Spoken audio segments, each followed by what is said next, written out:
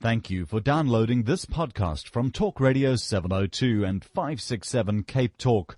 For more podcasts and more information on your number one news and talk station, please visit 702.co.za or capetalk.co.za. Stand up for democracy. Support South Africa's hard-won media freedom. It starts with you. LeadSA.co.za. The Naked Scientist on Talk Radio 702 and 567 Cape Talk with Reedy Clubby. 28 minutes to 10 o'clock, and we are moving on, and that means this is the opportunity to ask the Naked Scientist whatever it is that you are curious about. We are starting to take your calls right now on 021-446-0567, 011-883-0702. Chris, Happy New Year! And to you, Happy New Year, and Happy New Year to everyone else, of course. Thank you very much. It's lovely to hear your voice again. Chris, we've been chatting about insurance premiums. Somebody phoned in to say she feels discriminated against because she's single and therefore premiums are higher. And lots of SMSs coming in, people confirming this, that indeed my premium was reduced when I got married. We're more high risk when we are single. So what was your life like, Chris? Were you wild before you got married or and more stable now? Probably. I think my wife has a very big calming influence on me. Certainly keeps me under control. I had the same experience, actually. I'm trying to renew my car insurance, and I phoned up the insurance company the other day to put my car onto this new company. Mm-hmm. And they said, will it be just you, or you and a partner? And I said, it'll be me and a partner. And then they said, oh, yes, because I thought that would add value. I thought it would make it more expensive. And they said, oh, no, that's going to remove quite a bit of money. And so I initially thought, well, why is that? And they said, well, the reason for this is that if you go on a long journey and you're taken unwell, then your partner will drive the car home, so the car is much less likely to be damaged. And I thought, oh, that makes sense.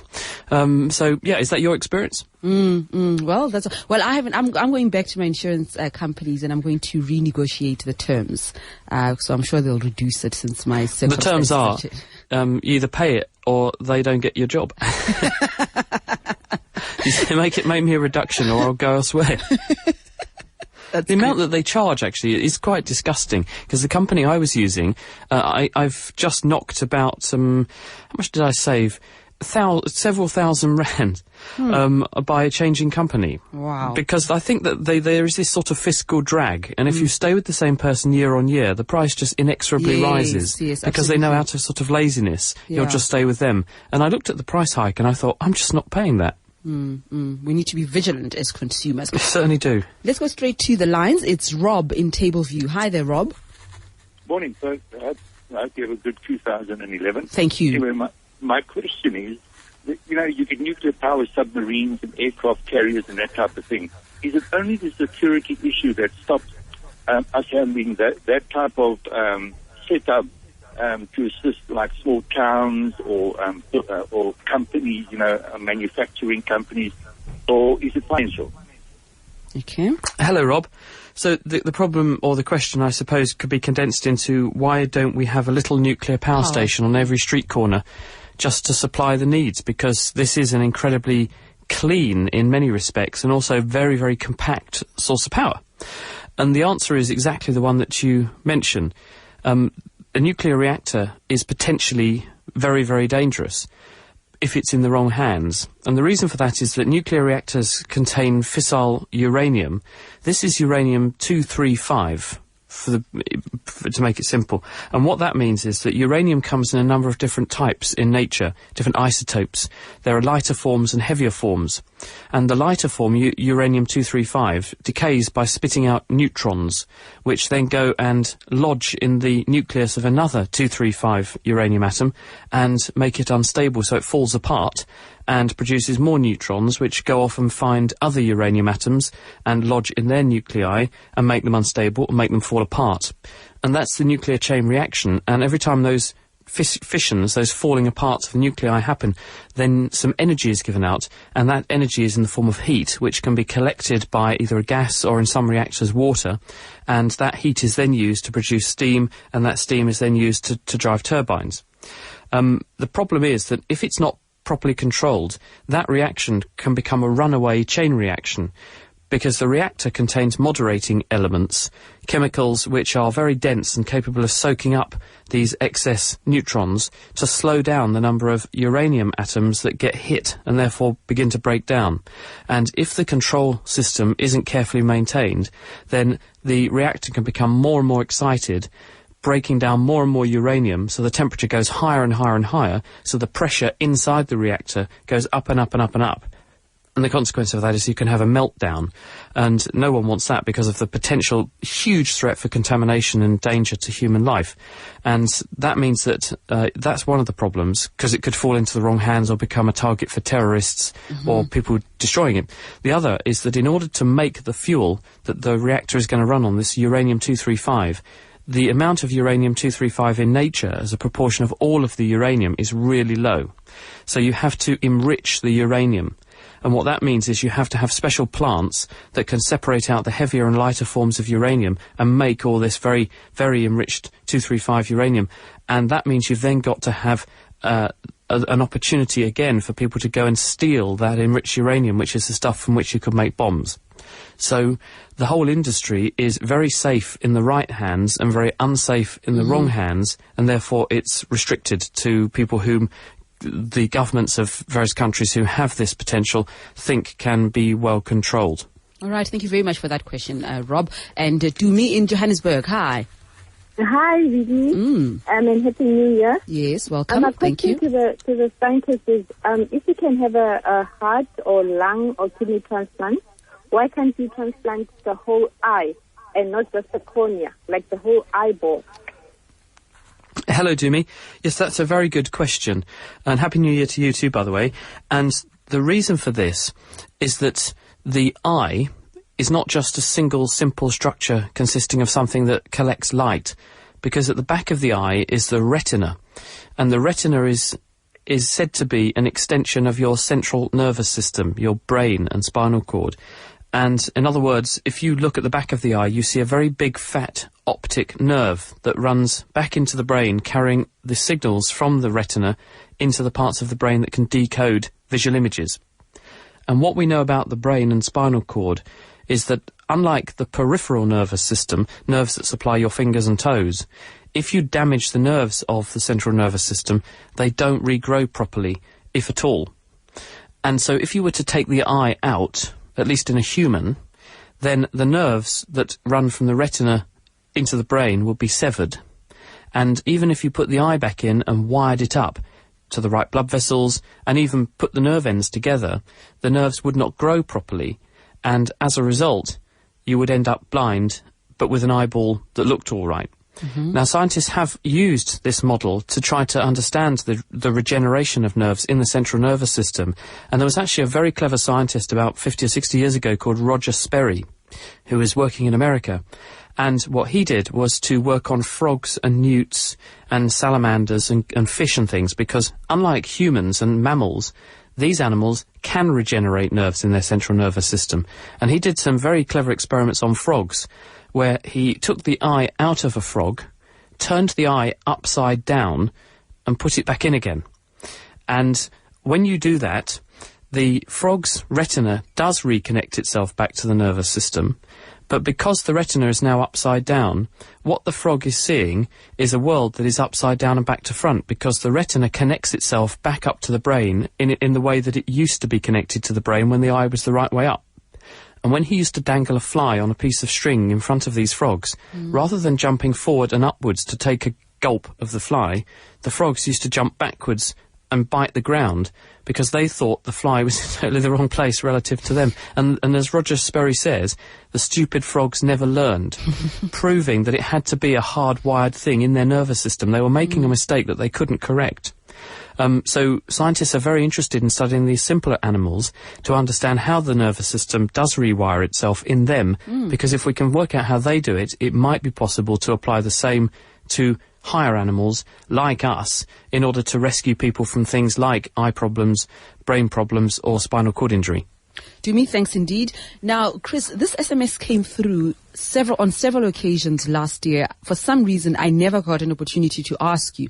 But this person has SMS'd again and says, okay, I want no excuses this time. Here's my question again. We've all heard about the hazards of keeping your pee in for too long. What are the hazards of keeping your poo forever? I suppose it depends where you keep it. If you keep it inside you, this could become problematic because everyone produces, on average, about 1/4 kilo of poo every day. So, roughly every week, you're going to accumulate about 2 kilos of poo. And that's the wet weight, admittedly. That's quite a big volume, and you would have to grow quite large to keep on accommodating this stuff. If you kept the poo in your house, which is they don't discriminate. Well, they don't discriminate. They just say keeping your poo. You'd have to have a very large house because if you think about it, how many people there are on Earth, and therefore how many number twos there are done every day. There are 7 billion people, give or take, on Earth, and assuming all of them does 1/4 kilo of poo every day, you just have to work out that's 1/4 of 7 billion kilos of poo every single day. It's a huge amount, and if we're not careful, then it does pollute the Earth because poo contains a whole load of stuff which includes infectious agents like gut infections which can be passed on. And that's actually why, when human populations first began to live in towns and cities, although living in towns and cities is really good because it means you can have people doing exciting things like science while you've got farmers producing food for everyone to eat. So cities mean that human civilizations accelerate their development. At the same time, if you don't worry about where the poo and wee go, then you're in real trouble because there's a very big opportunity for the infections carried in those agents to spread very, very quickly amongst your population. And so that's why the really big step forward in human health actually came when people realised this in the late 1800s and they began to clean up cities and provide fresh water. And the London sewers that Bazalgette put in, they made a huge difference to the number of people who got sick with things. And so as a result, suddenly people realised that fresh water and sewage provision can make a much bigger contribution to human health ever than medicine can. And that's absolutely true, sad as it sounds today. But then again, Chris, just going back to, delaying or postponing going to the loo to relieve yourself. I know I grew up being told that when you're pressed, you need to go to the loo immediately. You can't hold on. You can't keep your urine in. It's dangerous and so on. Is there any truth to that? And does the same apply for the other stuff, number 2? With wee goes into the bladder, and the bladder undergoes something called receptive relaxation. It's a muscular bag which, as you put more into it, it stretches and stretches. Now, when a person does an average size wee, they're losing about 1/4 to 1/3 of a litre of urine. It's possible if someone goes into urinary retention because they don't go, because they've got a problem like a prostate problem, their bladder volume can reach 1 litre. So in other words, the bladder doesn't burst, it just keeps on accumulating more and more urine. But as it does so, eventually the pressure will begin to rise inside the bladder, and this will have a knock-on effect back on the kidneys that put the urine into the bladder via the ureters, muscular tubes that carry the urine from each kidney into the corner of each bladder. And that knock-on effect going backwards onto the kidneys can cause something called hydronephrosis, and this can damage the kidney in the long term. But holding onto your urine for a while is not harmful, and in fact sometimes people are encouraged, especially if they have a weak bladder, they're likely to need to go or feel urgency, the sudden urge to rush to the loo to go. People are sometimes encouraged to train their bladder by getting it quite full before they go, because this can help with bladder control. In terms of number 2s, if you don't go for absolutely ages, then the downside is that instead of not following through with the urge, the number 2s, the feces that are sitting in your rectum, will continually dry out, because that part of the bowel will continue to remove small amounts of water from them, and what that means is you'll get something a bit like a rock up there. And when you do try and go, it will be like trying to pass a cactus, to put it bluntly. And this will make it very, very injurious, painful, And this will cause all the machinery in that area, the sphincters, to go into spasm, so that when you do try and go, it will be even harder to go, and you're even more likely to injure yourself, and you're more likely to succumb to problems like anal fissures, which are little tears in the mucosa there, which are usually caused by actually passing motions that are too hard. So that's why people encourage people to not sit on it for too long and be anally retentive, which is where the term comes from, because you can actually damage yourself if you end up with something a bit hard and dry to try and pass. But it's more a comfort thing. Okay, Rams, there's your answer. Let's go to Joan in Roodepoort. Hi. Thank you both. Hi there. My question is as follows. I'm quite worried about the fact that the availability of illegal drugs in our society largely affects young people. And it's these young people who are fertile. I would like to know, how does the illegal substances affect the formation of sperm, abnormalities in sperm and ovaries? Okay, so how did that affect your reproductive health? Chris? Yes, hello, Joan. This is something that people are worried about, and one of the agents that's been quite well studied is tobacco and cannabis. And there's evidence that cannabis can affect the behaviour of sperm. In the same way that cannabis makes people very laid back, there's evidence that it has the same effect on sperm, and they don't swim very fast. They get very kind of lazy if you're exposed to cannabis. There's also evidence, and of course that will affect your fertility, because if the sperm don't swim very well, they're not going to fertilise an egg. But that effect is to a certain extent reversible. So if you don't take any more cannabis, then the sperm should return to normal. But more worrying is a finding that when people do both smoke, but also especially with cannabis, when they are using those agents, the process of making sperm involves rearranging your genetic material, because you take your DNA and you halve it in a random way. And that makes sperm that contain half the amount of DNA you do, so that when the sperm meets an egg from your partner, who also has made an egg that contains half her DNA, when you put the two halves together, you get a whole genome. But cannabis makes that rearrangement process break, so people can produce DNA which is more prone to carrying genetic damage or mutations, so the resulting pregnancies can either fail or they can be less healthy because the babies can carry various additional mutations, so there can be a health risk there. In terms of other drugs, the threat really comes from people adopting unsafe sex procedures when they're using them. So if people take drugs that make them lose their normal inhibitions and their normal caution when approaching sex, then that means that they may not have a problem genetically or a problem with their direct fertility at that moment, but they might then catch something that does have a knock-on effect downstream. It could be HIV, it could be chlamydia, it could be human papillomavirus, which causes cervical cancer, just because of loss of inhibitions. And alcohol is a really good example of this. We know that when young people go to parties and drink too much, then they're much more likely to lose their normal inhibitions and act inappropriately or act without due care. And then these agents get passed on. And in Britain, I mean, we've got a terrible problem with teenage pregnancies, because lots of young people go to parties and they forget themselves. And, okay, they may not get pregnant because they might be using an oral contraceptive pill, but what does happen is that the exposure to the things they pick up when they're doing that then has a lifelong knock-on effect. So it's a very important point, Joan. Absolutely. And Chris, you know that question I asked you about poo and urine? I hope we'll move on from there, but there's an SMS that came through. It says, really, I'm a plumber and I'm loving this talk. Thank you. Well, look, a bowel surgeon isn't much different. I'm not a bowel surgeon, of course, but yeah, I suppose that they're well plumbed into that kind of stuff. Yeah. George in Edenvale, hi. Hi. How do you calculate the surface area of a hilly place and a mountainous place like the Valley of 1,000 Hills? Okay. Hello, George. I don't know is the answer, how the map makers actually do that, because the reality is, if you draw a straight line and you connect it up to make, say, a square shape, you can measure the length of the sides of the square and calculate the area of that square. But if you were to zoom in and then measure the lines that make the sides of the square, you see they're wiggly. And so if you were to zoom in close enough, you'd find that the lines were so wiggly that if you measured the length of all the wiggles, then the perimeter of your square would grow and grow and grow and grow and grow because of all these little wiggles.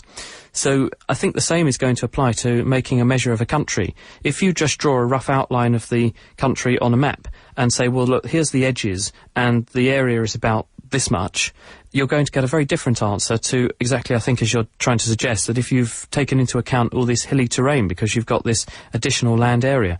How they get round that, I don't know. I hope maybe someone listening can help me out and explain the basis of how you actually make those measurements accurately. I suspect there are computer programs that can look now at the relief and can work out by doing very careful visual analysis what the area is. And I think that's probably how they're doing it. Okay, if anyone else has a different idea, we'd love to hear from you. You can send an email to reedy@702.co.za or reedy@capetalk.co.za, or even better, phone us. Lynette in Durbanville. Clement and Mark, I see your calls. Hi, Lynette. Hi, good morning. Thanks for taking my call. Sure. My question is about neurofeedback. I've read quite a few studies on neurofeedback, but I wanted to hear your opinion on the efficacy of neurofeedback on ADD and depression. Neurofeedback. Yes, that's okay, correct. on for ADD and depression. Hi, Lynette.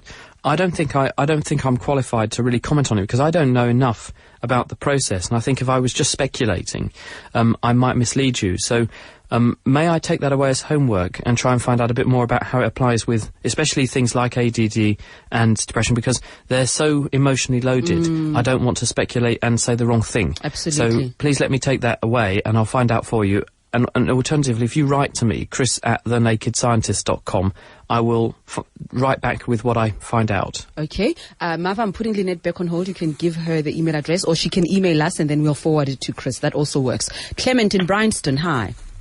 Hi, really. Hi, Chris. I'd like to find out about the distilled water. There's a theory that says you boil the water, and then it steams out, and then it drops, and then becomes distilled water.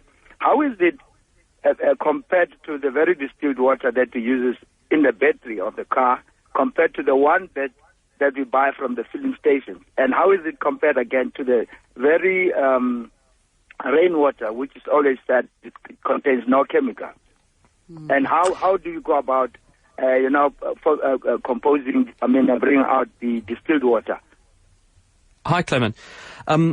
When you make distilled water, what you're doing is giving energy to water which contains both water molecules, H2O, but also some dissolved salts. Because when water is in the environment, it picks up salts and other ions from the environment. And those ions are chemically active, and so if you put that water into a chemical reaction, if it's got those ions and chemicals in it, then they will take part in the chemical reaction too, and that could affect the ability of that chemical reaction to go the way you want it. And in a car battery, where you've got, say, sulfuric acid and side plates, if you've got other ions in there, they can compete with the process that's trying to make the electricity in the battery and reduce its efficiency, so you don't want those other chemicals in. So you take the salty water and give the water molecules energy, and what happens is that the water molecules eventually have enough energy that some of them can break away from each other, and they turn into water vapour or steam, which does not contain any of those dissolved components, because the dissolved impurities need a lot more energy before they can boil off in this way than a water molecule does. So if you then collect the water vapour using a cold surface in some kind of condenser, you get water which is distilled and therefore said to be pure. You can, by carefully controlling the conditions, really reduce the amount of impurity in there. Deionized water is similar, except that this can be done by using partially permeable membranes that only water molecules can go through and other ions can't. In terms of rainwater, this is less pure than distilled water, because when the rain comes down from the cloud, it's in contact with the atmosphere, and therefore any gases or other particles which are in the atmosphere have an opportunity to dissolve in the rainwater. And the classic example, of course, is sulfur dioxide, which comes from burning fossil fuels, from sulfur and volcanoes. This can react with water in the atmosphere and produce sulfurous and sulfuric acid and come down as acid rain. And also CO2, carbon dioxide. This will react with water molecules to produce carbonic acid, and so you'll have hydrogen ions, a bit of acid, and carbonate ions and sulfate ions dissolved in the rain that comes down. So rain is, although much purer than, say, the sea or a lake, still nonetheless contains small amounts of dissolved substances. Distilled water should be about as pure as the water can get. And if you want to go really, really, really, really, really pure, you can buy laboratory-grade molecular biology water, which has been, it's basically been purified to within an inch of its life. And that stuff should contain absolutely no impurities whatsoever. All right, let's go to Mark in Sandton. Hi there, Mark. Thanks for your patience. How's it, guys? My question is regarding the heat, energy or intensity of a flame of a candle. Why is it that I could hold my fingers literally at the side of the flame compared to the intensity at the direct top of the flame where I have to hold my hand at a distance? Hello, Mark. The reason is if you look at the shape of the flame, you can see which direction it's going in. It's going upwards. And the way a candle works is that you have the body of the candle, which is made of wax, and embedded in that is a wick. And when you apply a flame to the wick, heat from the flame melts the wax, turning it into a liquid, which then moves up the wick by capillary action, with the molecules pulling each other up. And as they get closer to the flame, heat from the flame turns the liquid into a vapour, and the vapour rises up and mixes with oxygen coming in from cold air entering at the sides, combusts, and then this hot combustion gas, being much less dense than the air around it, rises in the same way that a hot air balloon rises, because it's warm air. And so therefore most of the energy, the heat, is being directed upwards. So the hottest part of the flame is at the top, right at the top above the tip of the flame. The coolest bit is actually at the sides, down at the bottom, because that's where the cold air is coming in to feed the combustion process that's happening in the flame. If you took your candle into space, though, on the International Space Station, it wouldn't be like that, because the flame would not know which way was up and down, because it would be in a weightless or a microgravity environment. Therefore, there'd be no up and no down, and the flame wouldn't have the normal flame shape. It would burn like a ball, and therefore very quickly accumulate waste products, because no fresh air could get in, and it would go out. Thank you very much, Mark, for your question. And Chris, that's it then, our first show for the year. We look forward to a wonderful 2011. Thank you so much for your time, as always. Brilliant. Thanks for having me, Rudy. Great questions too, everybody. Absolutely. Take care. Have a good week. Stunning. And I didn't even read half the SMSs. We'll save them for next week. And of course, our feature with the Naked Scientist is always available as a podcast.